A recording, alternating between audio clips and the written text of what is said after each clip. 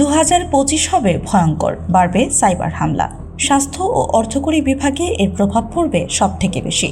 সম্প্রতি এমন একটি রিপোর্ট সামনে আসার পর থেকেই শুরু হয়েছে তৎপরতা।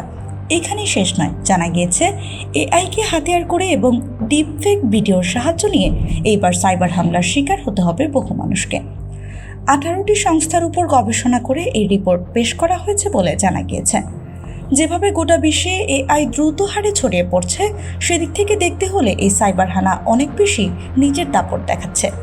মূলত স্বাস্থ্য ও অর্থকরী বিভাগকে কার্যত টার্গেট করেছে এই সাইবার প্রতারকরা।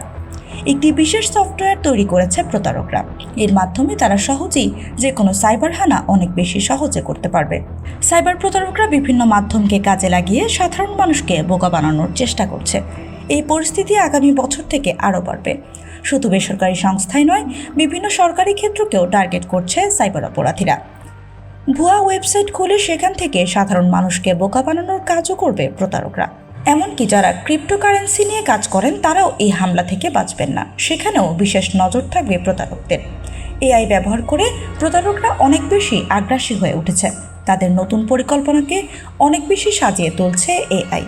দেশের সাইবার প্রতারকদের ঠেকাতে ইতোমধ্যেই কাজ শুরু করে দিয়েছে বিশেষজ্ঞরা। তবে সাধারণ মানুষ যদি এই প্রতারকদের ফাঁদে পা দেন, তাহলে কারো কিছু করার থাকবে না।